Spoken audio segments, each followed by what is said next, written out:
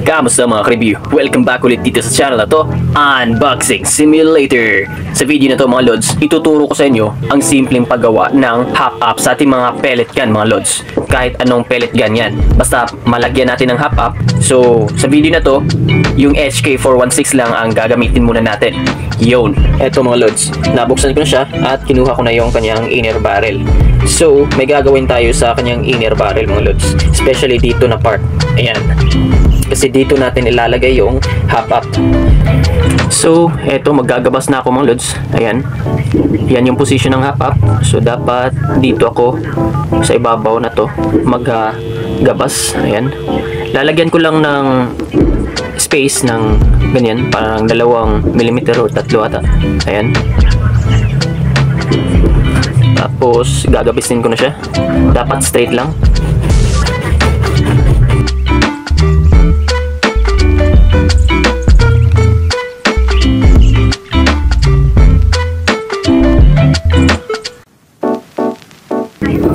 Eto, meron na tayong nagawang straight line sa kanyang barrel. Ayan, sa ibabaw. Mamaya lilinisan natin yan. At ngayon naman, gagawa ako ng patagilid na pagkat, paganyan. So pakita ko sa inyo, dapat straight din, pantay din yung pagkagabas.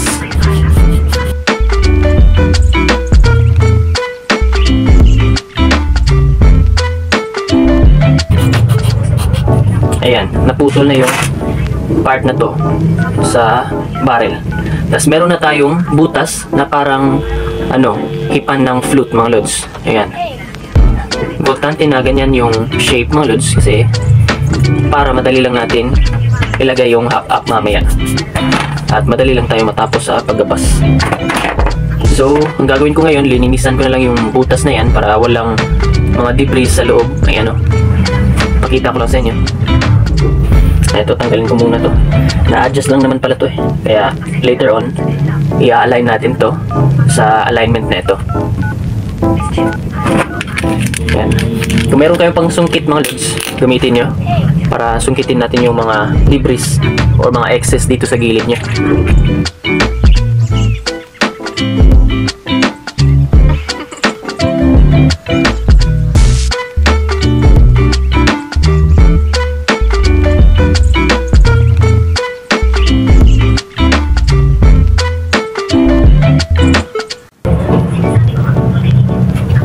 Hipan ko na lang mga lods. Try ko kung aalis ba. Eto mga lods, malinis na. Nasungkit ko na yung halos lahat ng mga debris sa loob. Ayan. Ngayon naman mga lods, lalagyan na natin siya ng rubber.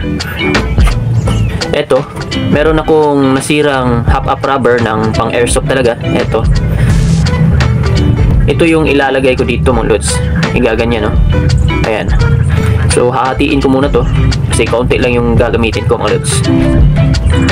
Pwede din siguro yung ibang mga rubber mga lods, yung ginagamit sa paggawa ng tirador. Eto, nagawa ko na siyang hatiin at buksan. Ayan. So ihahaklap natin yan dyan mga lods. Ayan, itatapat natin. Make sure na walang butas sa gilid. Dapat natabunan talaga. Ayan. At dito din. So hanggang dito lang yung kailangan ko. Tatanggalin ko yung sobra.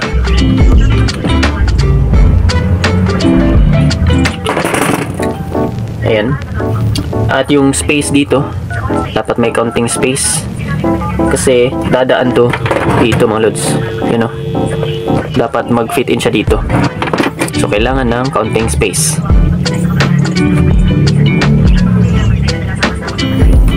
So hindi pa lumalabas yung hop-up ko. Butas pa yan dyan na natabunan. Yan siya. Perfect circle pa rin yung inner niya mga lods. So para lumabas yung rubber sa loob mga lods at magmukhang hop-up, kailangan natin na taliin itong rubber ng mahigpit dito sa may part na may butas. Ayan. So lagay muna tayo ng excess na lubid. Tapos simulan natin siyang taliin. Ayan. Ayan, lumabas na yung rubber. So, meron na siyang DIY na hop-up mga lods. Kagaya nitong meron siya dito sa kanyang rubber. Eto, ayan. Yung sa rubber, maikli lang. Pero dito sa ginawa natin, malaki. Ayan. Kaya, mas malaking hop-up, mas lowered na hop-up mga lods, mas mataas yung tsansa na napapaikot niya ng mabilis na paangat yung bala. Depende din sa lakas ng air pump piston cylinder natin. Kung hindi gaano kalakas yung air pump piston cylinder natin or air pump, edi masa-stuck yung bala din. Or depende din kung hindi natin higpitan masyado yung pagka lubid niya. Eto. Ayan. Kaunti lang. Hindi ko muna hinihigpitan ng masyado. Ayan. Eto. Lalabas yung hop up pero kaunti lang. Meaning, less yung chance na mag-stack up yung bala. Pero, less din yung chance na iikot ng mabilis yung bala.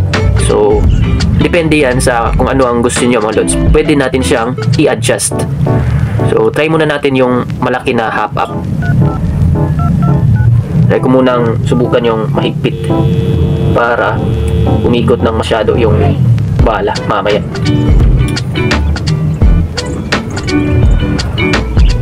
So, try natin to. Para din malaman natin mga lods kung hindi ba nagja-jam, i-test natin yung bala na gagamitin natin.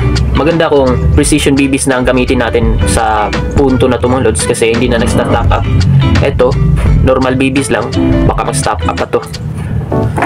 Try natin siyang i-push, pero wag sobra mga lods kasi ayan, madali lang pala siyang lumabas.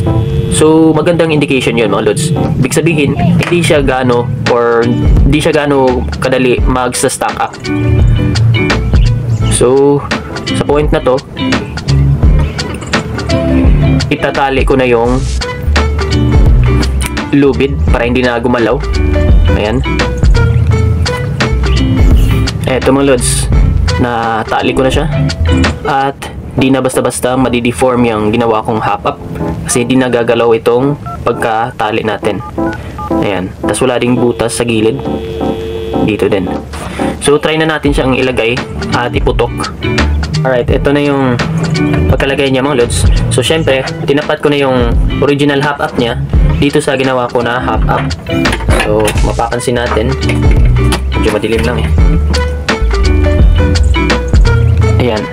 So, yung kulay red, yan yung hop up na ginawa ko. So, gamitin niya natin yung ganyang pakpak, ito at ito, para maging palatandaan. Ayan, straight na siya sa loob. Adjust lang natin ng konti. Ayan. Tapos, magpa-follow through lang yan dyan, dito mga lods. So, magiging straight na yung pagkalagay natin ng kanyang hop up dito sa kanyang body. Or dito sa lalagyan ng kanyang chamber. Barrel chamber. Ayan. So, sa test firing, mag-screw lang tayo ng mga 2 screw siguro para madali lang natin buksan ulit kung pangit yung pagkagawa ng hop up. I-adjust natin. Kailangan natin kuhaan ng height yung hop up or kung magja-jump. So, ito nga pala ang video mga lods ng without hop up. Ayan.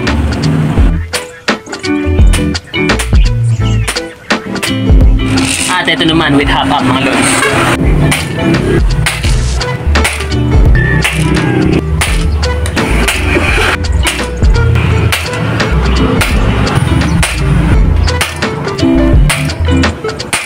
So grabe mga lods, kung napapansin nyo, napakatulin na ng lipad ng bala at hindi na madaling mag-curve down. Trinite ko rin itira siya mga lods with eto, suppressor.